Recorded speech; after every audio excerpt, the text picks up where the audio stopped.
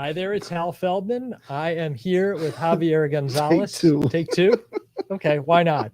The take two is technical issues with the internet. So Yes. I think we'll do it even better this time around. You think? Probably not. Probably not. But we For are sure. always here each week, Thursdays at 2. Of course, now it's almost 2:30. Yep. We'll start and we'll try to move things along as quickly as possible. But we are going to talk about what's going on in real estate, as we always do, and what is local and what really makes this market tick. If you're out there in the audience live, please join our conversation. Type in that Because little we box. may not be on the air much longer. It's true. Maybe it's a very short show. Yeah. But anyway, here we are. Okay. And as we always do, we learn from each other, don't we? We do. Yeah. We do. So we're exposing our experience to the general audience. Absolutely. What did you learn over the last week that's real estate related? Okay, so we're going back to the second time around. Here we go. Yeah. I think I already heard the answer. Yeah, exactly. Please share with the so, audience. so two things, but I'm going to flip it around. Okay, fair enough. Right, so that There makes you it go. more Now exciting. now it's fresh. Yeah, so let's start. Yeah, let's start with the fact that you don't have to be at a showing to actually sell a place.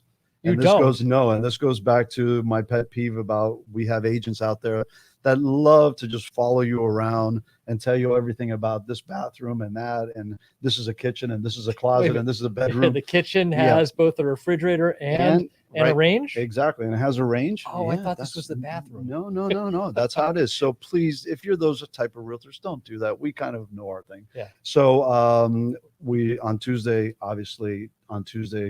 I was out at the golf course taking a little bit of a break with a client, by the way. So it was business. I was just about to say, jump on you about and being then, an elite agent. And then as we try to make the showing, whatever, we get caught up in a little bit of a traffic jam on the Palmetto that went about 3.5 hours. What was the cause of that traffic? I don't know. There was just some people out on the street there, and we just got kind of jammed up. We'll talk a little bit more about actually that topic is actually an interesting topic for Miami real estate. On today. Yeah. And so I had to do a showing. We had it on Supra.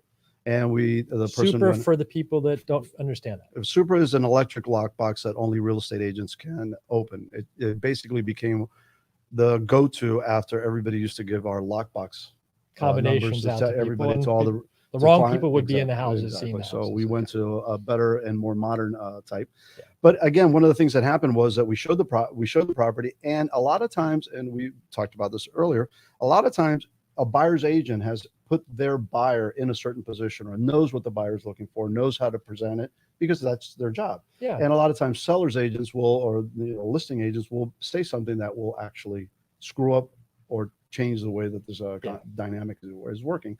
So as I've always done, I always go in, and every time I do a showing, I just basically say, hi, I'll give you the lay of the land. These are 3 bedrooms on this side, public spaces over here, have at it. And you're going to wander around. If you have any questions, I'll answer them. The only question I will not answer is, why are they selling? Okay. Yeah. That is a question. Yeah, that is a question that should never be asked. You don't care why they're selling. They could be selling because they want to profit from it. They want to do whatever. I hate that question. Yeah.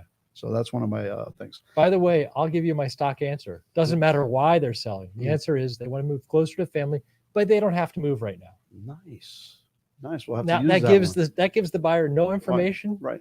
And then that question. My problem was that the house is empty, so they've already moved. So okay, they're not. Yeah. No. So the on this, I would have to augment it. Yeah. So we'll have to work on that one. By the way, there's a saying in business that I've learned over and over again, and that is, whoever speaks first loses the deal. Yeah. Just keep your mouth shut and listen, and then figure out what to say.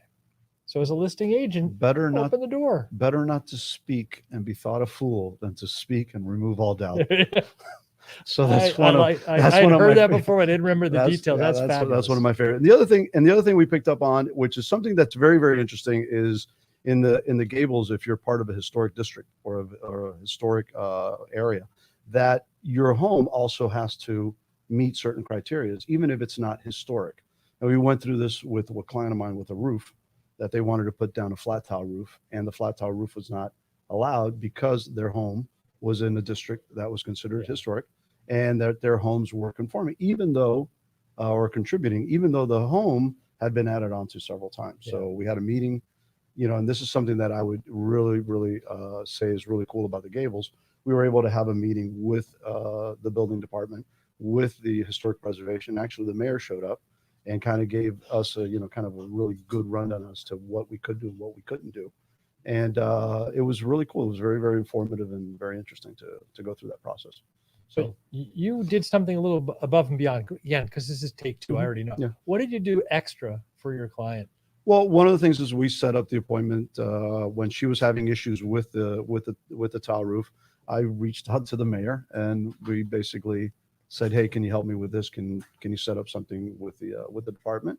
That's And we a were step fortunate that to do it. most agents wouldn't do. Tell me what prompted you to do that? It's just that we're in the customer service business. At the end of the day, that's what we do. And I think if you have the ability to do something extra for your client, you should be able to, try to facilitate it and make it happen. And I Totally think, agree. and I think, but more importantly, I think one of the cool parts was that the actual city government was receptive Yes. to the outreach as what you've gone through with your Section 8 and Yeah, we did that in a Miami-Dade couple County. episodes before, and I Right. was actually able to reach out because she wasn't nearly as busy as Right. she is now to Yeah. the county mayor. Right.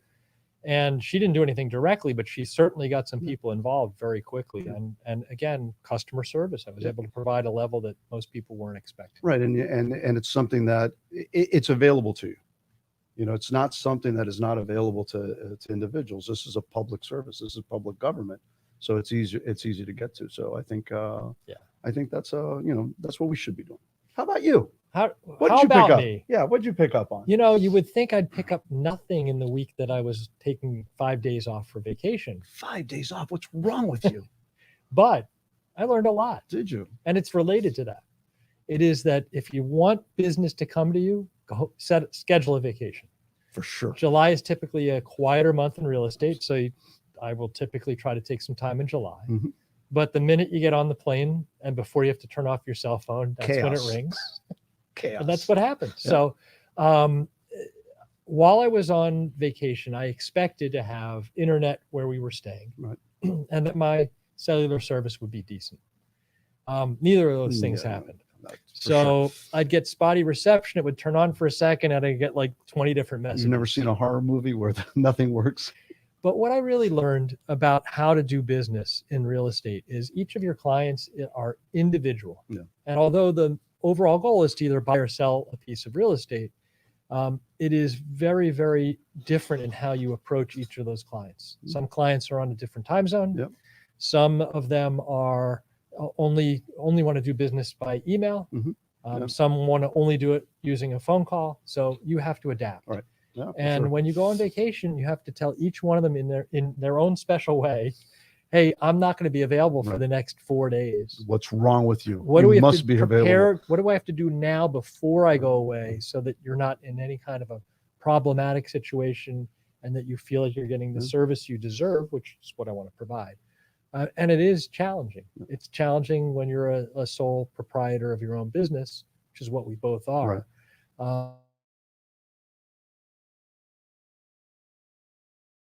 Make sure that You can prepare as much as you can. And again, I'm going to be out of town at the end of this month, and you try to prepare all of your closings, all of your deals, because again, a lot of our stuff happens at the end of the month, especially with the tenant moving and tenant moving out. And you look at it and you say to yourself, you're trying to prep everything, but something could go wrong. And one of the topics that I heard you mention before is that you're trying to get your clients to activate, to be able to do something that they're required to do. yeah, If they don't, yeah. guys, it's not going to happen. You did your pet peeve Yep. about agents that just Mhm. talk when they shouldn't And necessarily. people that can't make a left-hand turn. That's another conversation. Okay, here's my pet peeve, and I want you to do this in take it in as an educational thing. The audience members that are listening, if you're looking to lease a property, you have to start by putting yourself in the other shoes. Yeah. Pretend you're the landlord looking for a good tenant, and work from there. So, what are the 3 things that a landlord's looking for? Somebody that's going to pay on time, right? Mhm. Somebody that's not going to trash the place, Correct. take care of the property Right. that they're in, Yeah. and that they're good people. They don't Yeah. have a criminal background or something that's, Right. a little gray area. That's it. So when an agent is working with you, and we're in a very tight market, not only for sure. for purchases, but also for For sure. rentals, Yeah. they are asking you, if they're doing their job properly, to have all this information at the ready. So the minute you find something that you want to lease, you just hand over the information. I can't tell you, I'm working with 3 or 4 different people that want to lease a property and need to, in this case, by August 1st. and they don't have their paperwork with me. So how effective can I be? The landlord's going to say, okay, I see your offer. Yeah. But I got who three are other these people? but I I don't got believe three they other can ones. pay. Yeah, and I got three other Prove ones. it to me. Yeah. And I've got three other offers. So that's what I learned. One, to be far more, unfortunately, I have to be aggressive with people that want to lease. Right. Hey, you're not going to work with me unless I have all the paperwork that I need to be effective Right. for you. Yeah. And if they're not going to do it in a day or two of collecting all that information, find somebody else, Yeah. because you're wasting your time and mine. Yeah, and you have to That's convey. what I learned. Yeah, you have to convey it in a way that where the tenant or the person that you're working with doesn't find it offensive. But you're saying, guys, if I don't have this, I'm just not going to be able to make this deal happen for you. Yeah. And the more we have, the better off we're all going to be, and it's going to be smooth, especially in the market right now. Yeah. I mean, we're making offers on stuff that we haven't even seen. We may know the building, so we know what the building looks like, what the views are, and stuff like that. But at the end of the day, it's just super competitive right now, and especially in certain areas. So let's talk about condos a little bit. We're kind of in a different phase of Champlain Tower South. Yep. And we don't want to get into the details there. No. But there is so much ramifications from what is going on with the Surfside situation that even when I went to the Bahamas and mentioned I was from Miami, they're like, oh my God, what do you, and you get into that topic.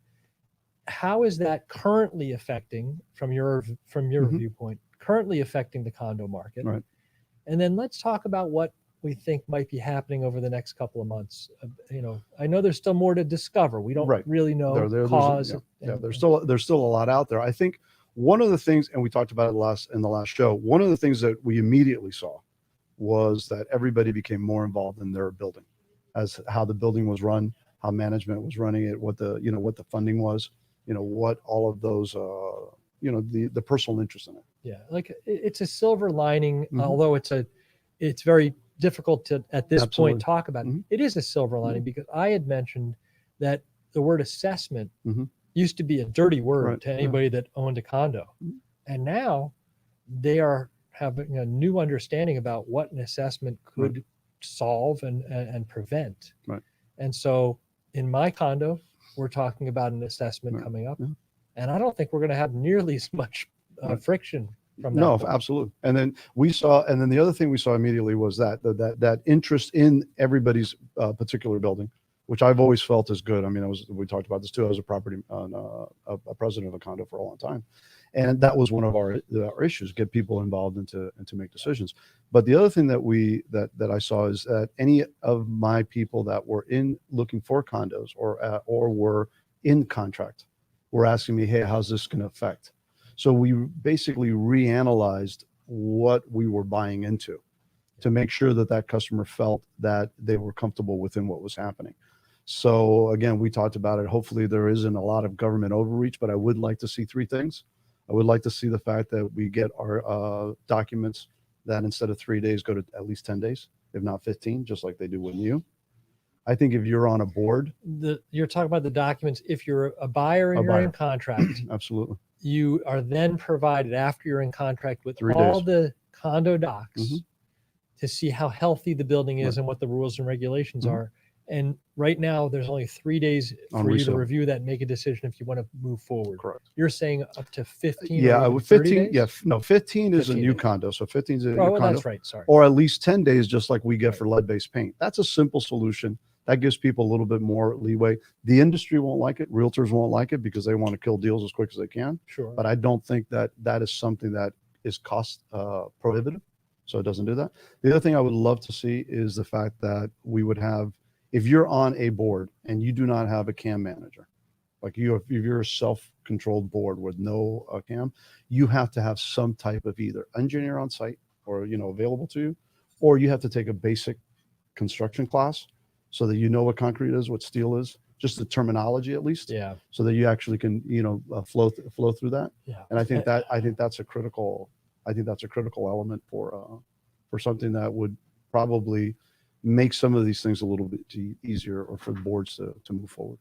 But let's talk about pricing and how it's going to affect certain areas in the condo market that we see here in Miami. What's your vision for that? I think when we start to get more information out, we already saw some moves. I've seen some on the beach where folks are listing their properties, cutting properties down. I don't think it's a super panic, but I think whatever comes out of the study and how it happened, Sure. then I think that will play into how the coastal market is affected.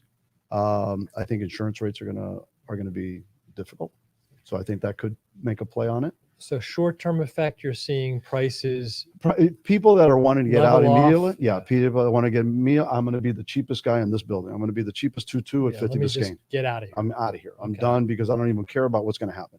Then you have other people that are sitting on it, but we're already seeing those prices kind of move down a little bit. Okay. Because it would be, that's something obvious. Is that isolated to the coast as you see it? Yeah. Okay. Yeah, it's mostly the coastal, and then you're going to get the older buildings that are going to be under some of the.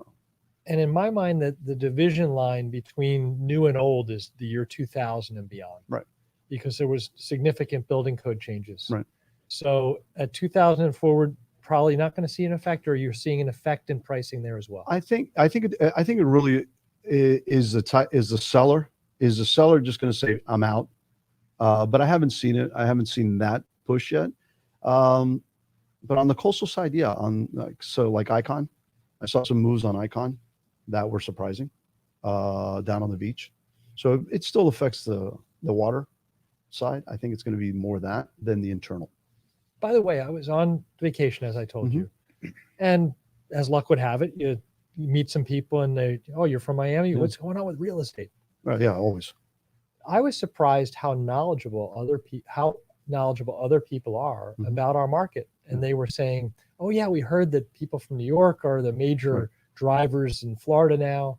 And that, there's a lot of influx specifically from the New York metro area. And then California is very strong. And again, we know that stuff. Yeah. But do you think that influx is going to continue to happen? No. No. Good. I'm in agreement. So I'm leading you into this. What's going to happen for the next? We already are seeing people moving back. So we've already seen people because, again, I mean, Miami, I love it. I've been here since 1965. Yeah. But we ain't Manhattan. No. And in fact, just before I went on vacation, so it's probably 6 days ago, there was an absolute story that I was blown away from, which is there's almost an immediate reversal. And now there are tons of people flooded back into the Manhattan market that are buying. Yeah, absolutely. And prices have because the prices were palatable for a little while, and then everybody's coming back in. But again, we've already seen. I've spoken with different agents about it, and they're already seeing their clients revert because once you've been down here, you realize this isn't Manhattan. And then we talked about hurricanes, the heat, all the things that we go through that we're used to, that we're acclimated to.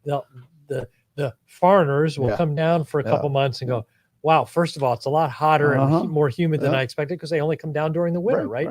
So they've got the other side of what's going on with the Florida climate. There was a reason why we sold real estate only in the winter months. And then when they hear that it's hurricane season and a stiff wind blows, they're going to go, oh, wow, that's what this means. Right. Elsa that was coming through, and that was just a tropical storm. That was just something like that we would get in the summer. It's out there. And again, we are a different culture. We've, talked about it off thing. We are different than we're not Manhattan. We're not going to be New York. People consider us a sixth borough. Yeah. For a certain amount of time, but not for a long term. Yeah. I think a lot will start to revert back. So do we talk about the Dolphins? What do we do? No, not yet. So we wanted to talk one more thing, one more topic that happened this week, which was we had a little incident in Cuba.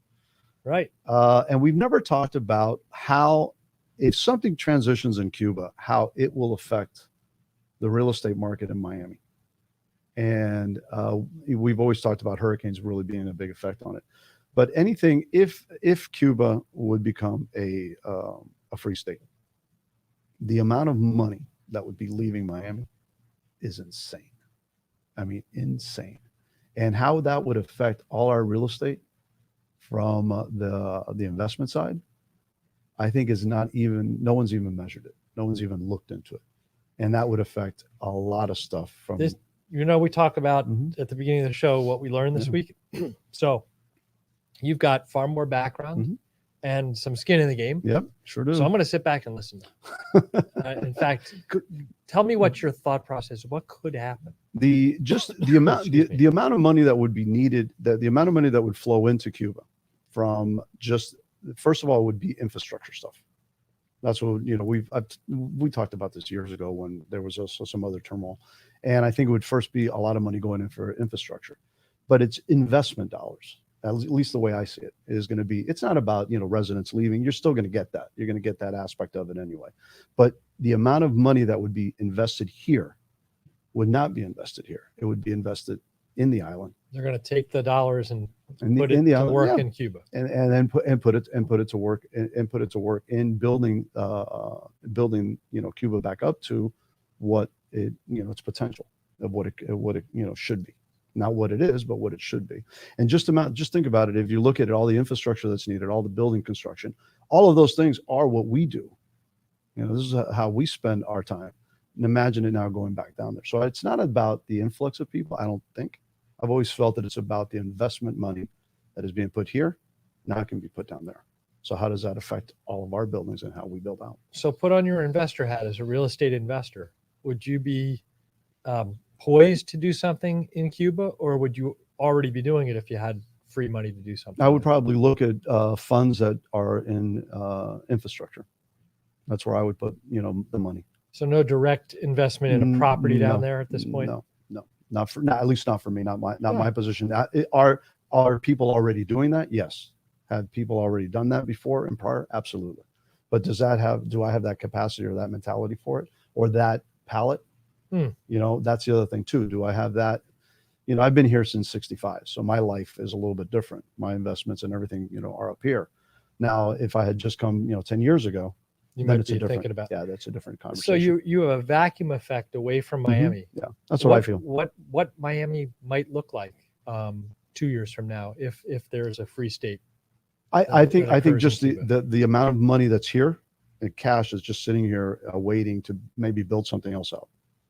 To build anything. We have a lovely. Right. Yeah, exactly. We're not like I said, we've missed a couple. Skyline. Right, we've missed a couple of them already. There's a hole in that. Yeah, exactly.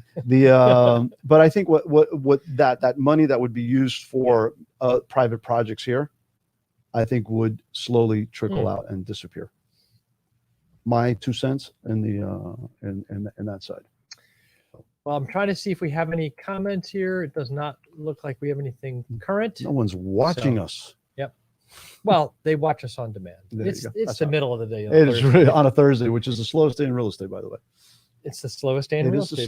That's why we do the show. That's why we do the show, because we've got nothing else to do. Exactly. So let's talk a little bit about local sports. Yes, you're a Dolphin fan. Yes, I am a Dolphin fan since 1969. Since I was old enough to watch. Oh yeah, you saw quite a few good years. Oh yeah, we saw quite a few good years and a lot of bad years. Okay. And a lot of in between years and a lot of moves. So yeah, so for our you're going to be out of town on our next show, correct? I will be out of town in 2 weeks because we do our show every other week. So right. Next week I'll have a show. You'll have your show. You'll have the house show. Yeah, that's fine. That's I get it. But then the following week you're not here. Right. So we're going to have a special boat out. We're going to special. Yeah. There you go. We're going to have a guest with our show, and I'm going to have an agent by the name of Roque Castro over here. He's with Compass. Yeah, he's with Compass, a good guy. And we're going to talk a little bit about foreclosures and about a couple of other items because people are anticipating that there will be a foreclosure push later on this year, which we haven't seen yet. But we'll see if that plays out. So we're going to be talking a little bit of that. And then we're going to be talking about the Dolphins because training camp is opening. So that's what our conference. What are you excited about for training camp? This is a fast football team. This is the fastest football team I've seen. And they're just fast. And they're playing fast. Their defense is fast. Everything is fast about them. And if you watch the Hurricanes back in the heydays, there was one thing that Jimmy Johnson said, you can't coach speed. And they have it. So let's see. We're excited. Good. We'll see it. All right. Probably a little truncated from our normal time. Absolutely. But we had to do it twice. We did. At least the first we did. 5 to 7 minutes. Yeah, but we did a change around. We did. We kind of made it. We did it. Yeah. We did it. That was fun. It's a pleasure as always. We're here to give you real estate dreams, make those dreams come true. And you got a great agent in Javier Gonzalez. I hope you would also consider me. Hal Feldman. We're both available for questions. And absolutely. We would love to explore your version of the Miami market. Yes. Absolutely.